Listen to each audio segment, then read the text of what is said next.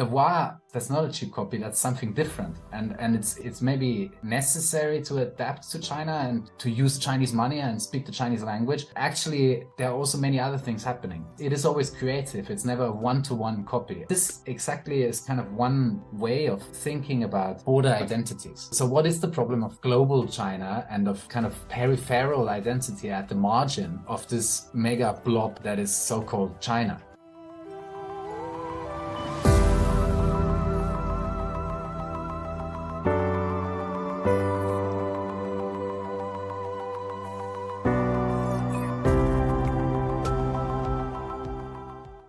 Hello, this is John Sidel, the director of the Socio-political Southeast Asia Center at the London School of Economics and Political Science, the LSE. Welcome to Dialogues on Southeast Asia, a podcast hosted by the center, which features discussions with specialists in diverse disciplines and with different kinds of expertise on the countries of the region and Southeast Asia as a whole. In this episode, I'm speaking with Dr. Hans Steinmüller, an associate professor in the Department of Anthropology here at the LSE, and also an associate of the Southeast Asia Center. Hans is originally a specialist on China, having undertaken extensive fieldwork in Hubei Province in central China, but over the past decade, he shifted the focus of research to the Wa state along Myanmar's border with the Chinese province of Yunnan.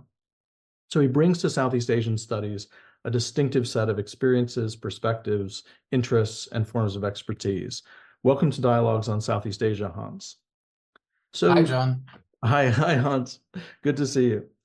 So first question I want to ask you is, how did you move from your research in China, doing ethnographic research in rural areas of Hubei Province, to this new field work in the Wa state in Myanmar? And how has that background that you have as a specialist on China shaped your understanding, your approach to this new research? And what sort of special perspective on Southeast Asia do you think you have as a China specialist? So this was really a series of coincidences. After I finished my first research project, my PhD really on central China and on social change in the countryside, I got a job in London, and then I was thinking about where to do my next project, and I was kind of decided not to continue in central China because I felt I had covered that field, even though that wasn't true. I could have continued there, but I was also somewhat tired of the endless negotiations with Chinese party officials and with all the topics that I had been dealing for quite a few years now, Communist Party politics, and I was on the lookout for a different field side. I'd been traveling in South America and Africa for other reasons, and for a while I thought about doing research on the Chinese in Africa, but that didn't materialize. And one summer, teaching at a summer school in Beijing, I traveled to Yunnan for the first time, the southwesternmost province of China, which is famously diverse, where there are lots of ethnic minorities, and it's kind of the border to Myanmar and Laos and Vietnam. And in Kunming, in the capital of Yunnan, I met a few colleagues, anthropologists, and then also some Wa nationals or ethnic Wa, and getting to know them and talking to them and reading about the Wa, I got really excited about this place, the Wa Hills. So the Wa are about 1 million people, half of them in the People's Republic of China and the other half in Myanmar. And in China, they are one of the 56 ethnic minorities classified by the People's Republic, whereas in Burma, they have their own state. This is not quite a state like in a normal sense. Like, you don't see the state on the map, the Wa state of Burma, but it really exists, and it's a territorial division where no other government or army enters. So the Burmese national government and the Burmese national army, they have no jurisdiction over this region, which is about the size of Belgium, where 500,000 people live. And so it's a typical de facto state. It really is a state, but it doesn't show on the map. And that I found fascinating. I mean, it fascinated many others. It's a bit of a stereotype or a cliche. The Wa in the past were known as fierce headhunters. They cut the heads of their enemies and then did some gruesome rituals with them to incite the fertility of the land and of the people. Also, some colonial and missionary sources said. Already then, like 100 years ago, during British colonialism in Burma, the Wa were this famous exoticum that one James Scott, a Scottish official, wrote a few books about that sold pretty well at the time in Britain.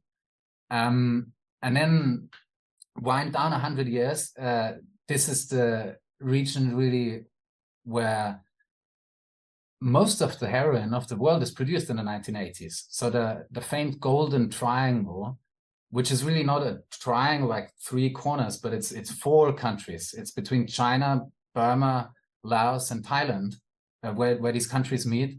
And in this region, there was never a stable government. And so in the 1980s, several marooned armies, such as the Chinese Nationalist Army, the Burmese National Army, and several local groups and militias were vying for kind of predominance in the area.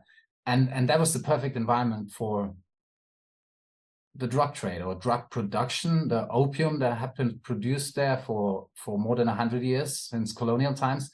And that was then refined into heroin. And so in the 1980s, this region produced the largest part of global heroin, including for Europe and for America. And at the time, the CIA even put some of those drug lords on their most wanted lists, including some of the leaders of the Wa state. Now, what is the Wa state? The Wa state is this de facto state I mentioned already that came from the Communist Party of Burma. So the Communist Party of Burma was a guerrilla army, a Maoist army, which was supported by the Chinese People's Republic in the 1960s and 70s. And in 1989, that famous year, the Wa ended with socialism. Actually, a few months earlier, then the Iron Curtain fell in Europe. Already in April 1989, the Wa started a mutiny. This was the rank and file Wa soldiers. They mutinied against the leadership of the Maoist guerrilla army, most of them ethnic Burmese, and kicked them out. Actually, they sent them literally across the border back to China, where they had come from, because they were seen as being supported by the Chinese People's Republic. And then they established the so-called Wa State Army, which is this ethnic army that I got interested in. Well, I stop here the long story, and we can talk more about it. But to come back to my own interest is then, after having met a few Wa in China and having read more about Wa society and Wa history, I spent a few summers at the border on the Chinese side first, and started learning the language, and then with the help of some local friends crossed the border. And in 2016, 17, and 18, when I was on sabbatical, I spent more than a year in the Wa state itself and did fieldwork there. And that's the basis of what I'm writing about now. And the main problem really emerges from this history, but also from my personal experience there, which is the kind of state that is. What kind of state is that? What kind of de facto state? And especially, how does military rule operate in the relations between the village and the army? So that's what I'm trying to write about. Well, and it's really happening at the border with China. So and literally, I came across the border from China. I started off as a China scholar, so then I just went across the river and became a Southeast Asia expert. And that also reflects kind of, I mean, the region. You know, you could also say that almost a third of China could be included in Southeast Asia. If you say Yunnan Guizhou Plateau, those highlands of southwest China, in many ways they are very similar to the highlands of Vietnam, Laos, and Burma. In this concept that got a lot of press, Somia, the stateless highlands of Southeast Asia, they are actually often included. So there's a big chunk of China that is part of Somia, and actually my first fieldwork was just at this easternmost tip of Somia. So you could have said, even though by contemporary maps I was in the center of China, according to this other way of seeing the world, I was in Southeast Asia already when I was doing fieldwork in central China. So there are many similarities. I mean, then the other thing is, of course, the history of communism, the history of Maoism, and until today, the history of Chinese capitalism that affects these border areas just in the same way. I mean, it doesn't really make sense to say that one is China and the other one is Southeast Asia. Even much further down into Burma, into Laos, into other places in Southeast Asia proper, Chinese investments and Chinese rubber, for instance, has become absolutely essential to what's happening to these economies today. So for you, you not only have crossed borders literally and figuratively, but you raise questions about the reality, legitimacy, helpfulness of these borders, analytically and otherwise, and enjoy that position of autonomy and ambiguity that affords you. I don't know if you'd consider yourself a scholar of Zomia, in terms of the linking your earlier research to the later research from what you were just saying. Yeah, the problem is really how to understand borders. Of course, there's this whole field of borderland studies and borderland conferences, and I'm often wondering what people mean by that, when they say border. I mean, in some way it's obvious, okay, they're contemporary borders of nation states, but what's really happening at these borders, in these zones, that's the question. And so, for instance, in the Wa state, okay, there's a green border, or so it was in the past, that people just walked across the river. The Chinese soldiers wrapped up their trousers, and then they walked across the river, and that's why they were called barefoot soldiers, Ku Jiaobing, when they joined the revolution in Southeast Asia. But today, how people speak about this border area, they often call it a colony of China. I mean, it looks like little China, because you cross the border, and then on the other side there are Chinese casinos, there's Chinese language everywhere, there's Chinese money, there's Chinese mobile phones. Even the political system of the Wa state looks like a cheap copy of China, where you have party secretaries, even a youth league, and now a party school, and so on, all in Chinese. So rather than a colony is more like the kind of scholarly term. People locally call it a cheap copy, and in Chinese they call it shanzhai. Shanzhai is this notion that literally means a mountain fortress, and it's become a kind of genre of internet production, especially on China's eastern seaboard. Many people produce fake consumer goods, fake video games, like iPhones that are literally called iStone. It's a bit of a joke, and it's a very kind of comical genre as well of cultural invention. This genre of the mountain fortress, or shanzhai in Chinese. Now, when the Chinese people come to the Wa state, they often say, well, this really is the mountain fortress China. This is Shanzhai Zhongguo. And interestingly, those mountain people in the Wa state, they actually lived in mountain fortresses until not so long ago. Their villages were mountain fortresses. So kind of giving truth to the legend that the fakery and copycat kind of industry of Shanzhai starts from the poverty and the realism of the poor mountain dwellers, because that's how Chinese people in Shenzhen or in Shanghai would explain the expression of Shanzhai. It says, because we are poor mountain people, we only live in a village, we can't afford Nike or Adidas. We have to fake it ourselves. Now, I thought that's a really interesting expression for the Wa state, where the mountain fortress has a whole new historical reality, which is really very violent and militaristic. So in the past, those fortresses, they literally had like palisades and moats, and the gates were particularly important, because it was through those gates that the headhunting Wa would bring in the heads of the dead enemies, right? And even then, they related to powerful neighbors. Not so much the Chinese, in fact, there. At the time, 100 years ago, the most relevant neighbors were often Dai princes, the Shan, the Dai populations in the valleys, and later the Burmese, and even later the Chinese. And the local Wa, who by all accounts have been kind of very early in this region. Everyone says and acknowledges that the Wa have been first. They are really autochthonous. And then later came others such as the Lahu and the Akka and the Shan and the Chinese. So those autochthonous people, well, they had to adapt to the powerful neighbors and the powerful newcomers.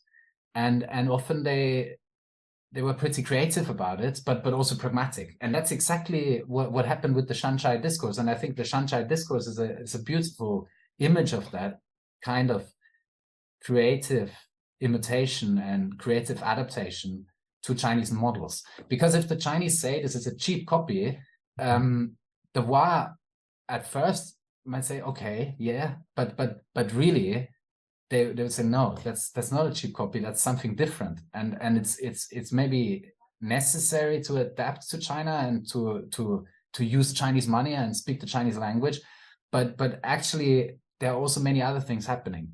So it is always creative. It's never a one-to-one copy, and this exactly is kind of one way of thinking about border identities. So what is the problem of global China and of kind of peripheral identity at the margin of this mega blob that is so-called China? So that's one of the topics I'm actually interested in there. Yeah. Super interesting. So in your earlier work on China, you focused on sort of everyday social relations and kind of, we might call it micropolitics, infrapolitics, things like petty corruption at the village level. But it seems like from reading your work on the Wa state that your research has kind of zoomed out a bit to a wider angle lens, maybe at a more meso level, with politics very much in focus, more sort of political anthropology, issues of sovereignty, of state power, of political economy, of the modalities of militarism and conscription and so forth. And, what are the real sort of puzzling things about the Wa state, the kind of questions and that have really animated your research, the things that, and how would you connect that to broader debates in what some would call political anthropology, or, politics and anthropology spanning the two disciplines? Yeah, that's a big question. It has everything to do with context, because the context of a Chinese village and the context of a Wa village is very different, and specifically the political context. So when I started doing fieldwork in China, I always found it challenging to engage with local officials and with the local party state. And that was the same in the Wa state, but actually it was a little bit less challenging, surprisingly, because people, once they accepted that I was there and I had kind of paid my dues and met some powerful representative of the army in the Wa state, then everything was fine and no one cared a bit about what I was doing day by day. Whereas in China, in central China, in Hubei Province, first of all, there were lots more officials, and secondly, they worked literally in offices and wrote reports and had their meetings all the time, and so there was much more of a kind of normal science of bureaucratic management, including in regards to me or about me. So I was surveyed, and there were reports written about me, and I had to continuously meet different party secretaries and district level officials, etc. And in the Wa state, you just don't have this kind of effective government bureaucracy with lots of scribes and lots of literacy. There is some literacy and some bureaucracy, but it is fairly inefficient. And most important decisions, including in regard to my fieldwork, they're taken in person and by some higher level official, and then maybe later some written account of that is produced, but generally not. And the decision is never based on the written account, at least in my experience. Now, that's a significant difference for how politics works and how politics functions. Either you have a big bureaucracy with lots of literate people and lots of officials, or you don't. And that also really changes not just the fieldwork experience, but also how to think about politics. And that's partly also what really excites me about the Wa state, to learn about a polity without bureaucracy, which is increasingly rare in our world today.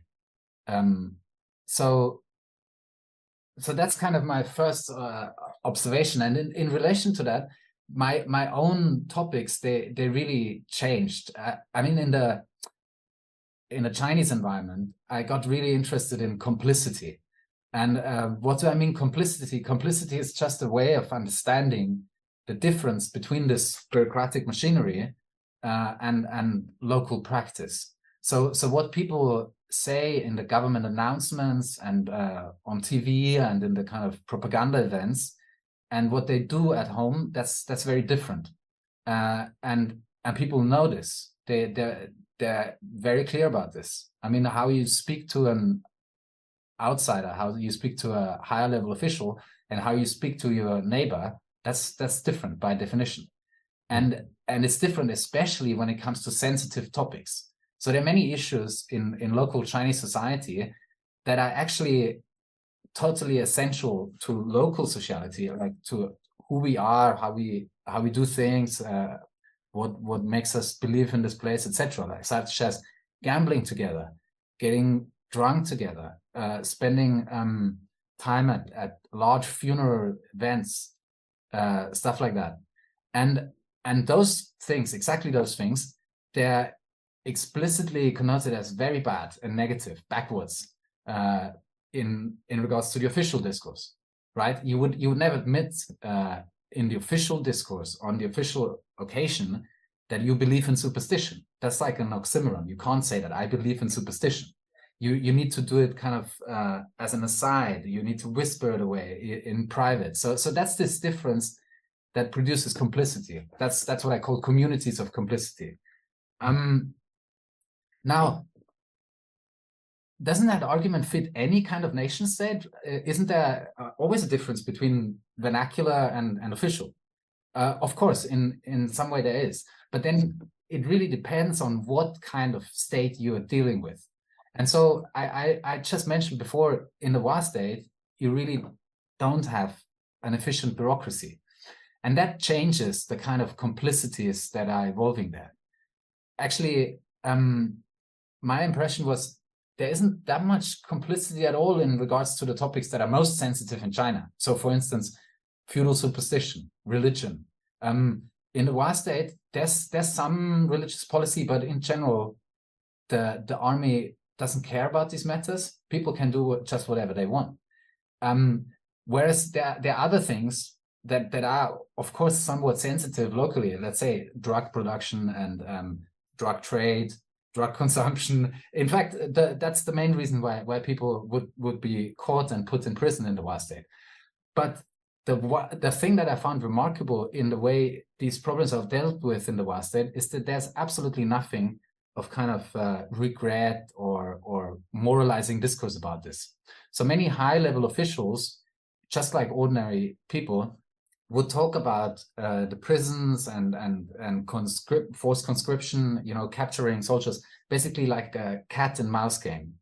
without any sense of kind of moralizing blame and shame that is so typical for the Chinese official discourse.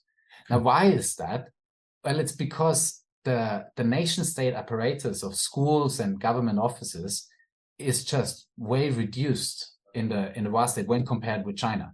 And so this kind of standard discourse, standard commentary on local culture that in China is always on and on reproduced, in the Hua state it barely exists or is relatively weak, and it is not continuously indoctrinated onto the population. And so for that reason, the kind of complicities, the kind of intimacies, the ways in which people build their sociality in relation to politics is very different. It's a very different kind of politics, and so that's why maybe the impression might arise that I'm writing now about more meso level issues. So I'm writing about a completely different beast. It's a very different kind of polity that I'm trying to write about at the moment. Fair enough.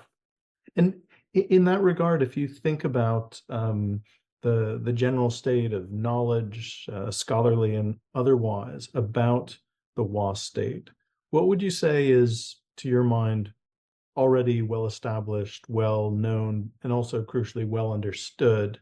And what is it that you think has been, if not neglected, then perhaps even misunderstood or misrepresented about the Hua state that you find really worth focusing on in terms of, what people could really get wrong about the Hua state and its particularities?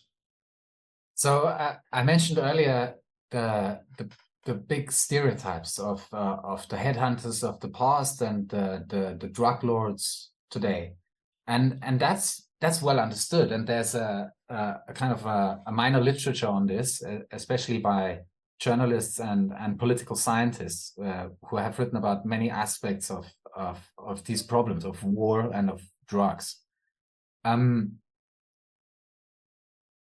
And just like any stereotype, that's true. These issues, they are relevant. They're very important in the region.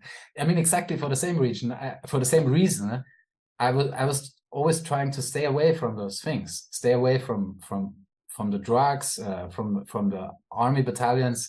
Even when they mentioned, I just try to keep my mouth shut, because if I was seen to be anywhere close to those issues, I think that would have been sensitive, and that would have made it difficult for me to continue my fieldwork. But so, kind of as a pragmatic choice, but also as an anthropological choice, I went to the village, and I spent a lot of time in one particular village in the northern Hua state, and I tried to understand how all these things, how the Hua politics, including drugs and war, how they look like from the perspective of the village, and how people see them, and how all these big issues of state formation, of history, how they look like from the perspective of kinship, of sacrifice, of everyday action. And I think that changes actually quite substantially how we understand politics in this region. What I mean is, in many of these journalistic and kind of newspaper science accounts, the Hua state is understood as a typical buffer zone. It's in between China and Burma. It's kind of, unstable region where you have rebel politics today. Rebel politics is a big field, I understand, in political science.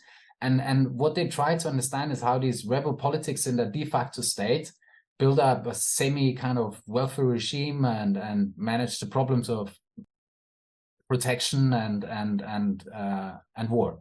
They call it rebel governance. I think that's rebel governance. the science term. Yeah. And this is all fair and well. The problem with it kind of sees away from the grassroots level. And what's happening at the grassroots level is peasants in the Hua state for many generations continuously have been sacrificing animals to reproduce the networks of kinship which by the way is patrolateral cross-cousin marriage in the Wa kinship system. And that seems completely irrelevant to this kind of larger geopolitics of like the Wa rebel governance. But is it really? I mean, what the first thing I would say as an anthropologist, I just try to take a different perspective, and I see how relevant are those kinship politics, so sacrificial politics, ritual. But the second step is I do think there's actually something fairly important here for anthropology, but also for social theory, which is like, you know, kind of the primacy of the everyday, you could say. Now, of course, as an anthropologist, that's what I would say. But my point is also larger, which is saying that the journalist who speaks of the Wa as kind of as an essence, they downplay and ignore this internal difference that within the mega identity of the Wa, there are actually very important differences between old and young, between men and women, between older brother and younger brother. Those are the partners in sacrificial exchange. And those exchanges, they are also the core elements of this emerging sovereignty that I'm trying to write about in the Wa state. So what happened there really is that a small group of brothers, literally brothers, took power and established themselves as an elite, and they started kind of invading and then also protecting others, first in their own villages, but then also far away, hundreds of kilometers away, people who are not even Wa. And so these politics of care and capture, they are really central to Wa sovereignty. The main kind of the prime empirical case where I try to discuss that is the career of child soldiers. So a typical child soldier would be captured at age maybe 12 or 15. That is literally taken away from their parents and their village and put into a barrack as a forced conscript. And so then this soldier spends quite a few years in the military, and sometimes at the house of a commander. These commanders, the new elite, they have huge mansions with hundreds of followers, sometimes entire villages built in uniform style next to the mansions. That's the whole entourage, the followership of one big commander. And some of these soldiers, most of them boys, some girls as well, they get close to the commander, to the big man, and they might eventually become commanders themselves, like become the right hand of the commander, the driver, or the main adjutant kind of servant. And most others at the point of marriage or a bit later return to the village. So that's a typical story that happens all the time and continues to happen in the Wa state.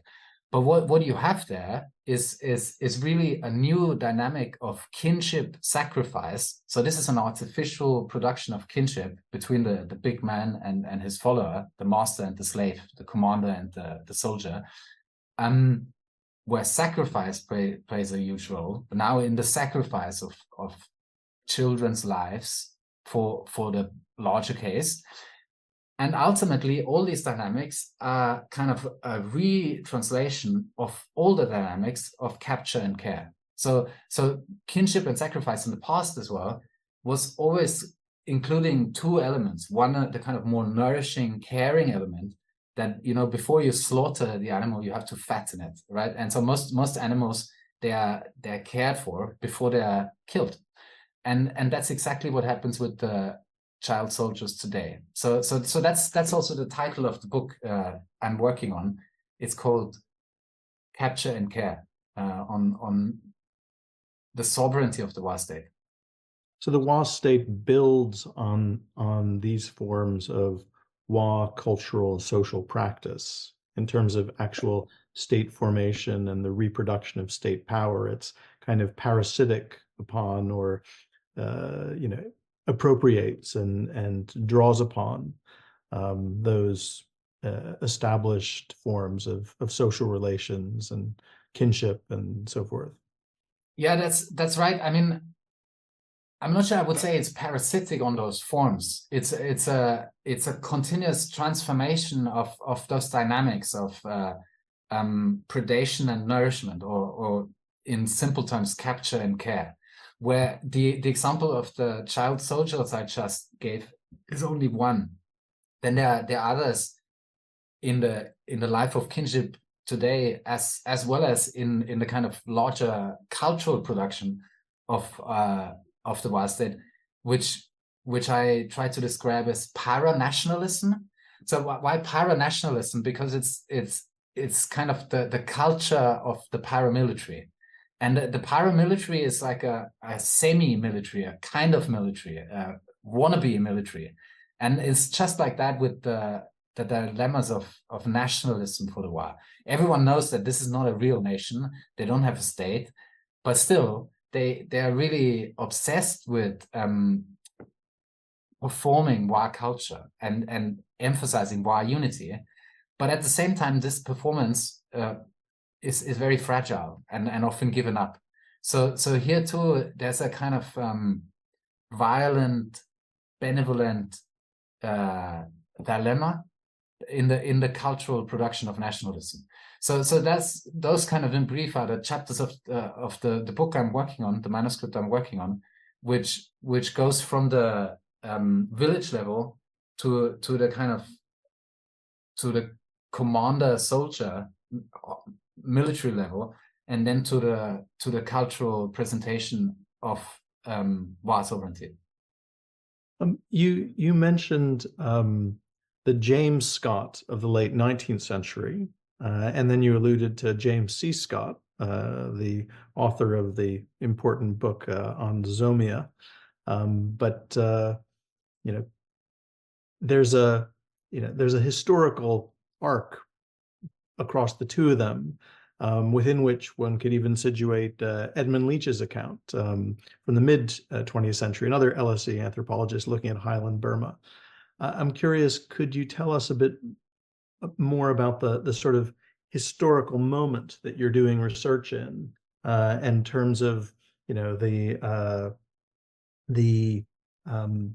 processes of change? If we're de-essentializing the Wa state and the Wa, like what is it that's happening now that you can tell us about, that is a process of change in this very dynamic part of the world in which a lot is happening politically, geopolitically, and certainly economically, technologically? What sort of processes of change do you see?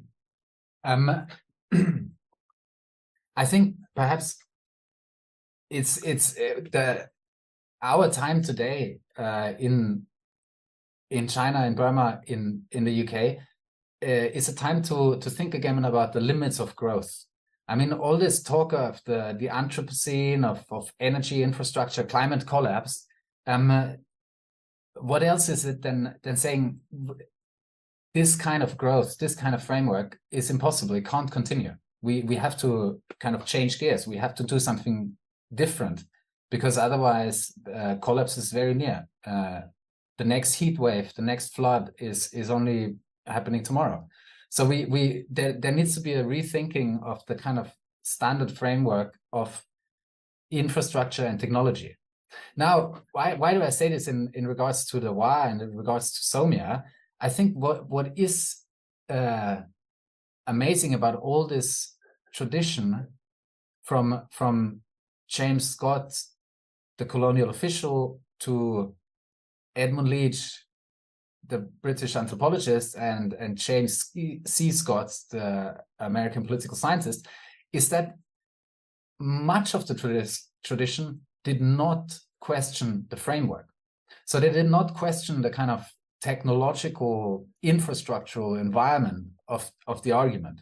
The Wa were the wild people of the mountain who by definition didn't have access to modern technology.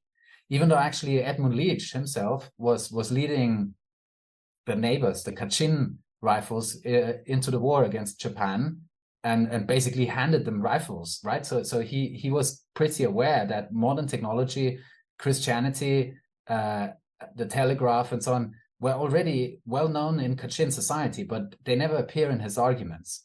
His argument about the political oscillation of Kachin society only works in a kind of equilibrium environment. Now, he famously argued against equilibrium in society, but that disequilibrium and that oscillation is situated within an equilibrium technology.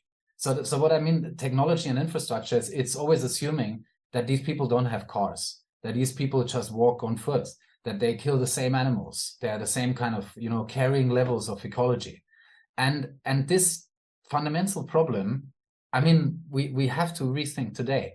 We have to rethink not only because of the time of the Anthropocene and climate collapse, but also most obviously because, well, the Wa state, they use very sophisticated technology. They use computers and mobile phones and Toyota Hiluxes. Those props are absolutely essential to politics there today, to the kind of workings of sovereignty. So it's kind of the technological infrastructure, the technology provided by Toyotas, by modern Kalashnikovs, by mobile phones and modern roads, especially important, tarmac roads, that really provide the setting and the framework of contemporary politics. And that's very different from the anthropological tradition, which always took the infrastructural ecological setting somewhat for granted.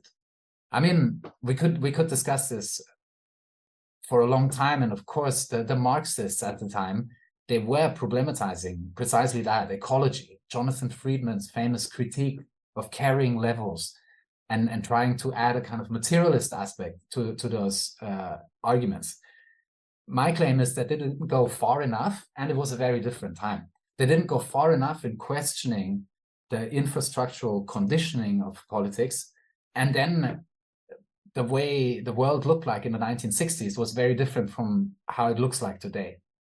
Well, many thanks for clarifying that point, but we can't talk further on this because we're running out of time. But many thanks, Hans, for sharing your insights and your experiences with us from your research in the Wa state and before that in China, and more broadly, your perspective on Southeast Asia.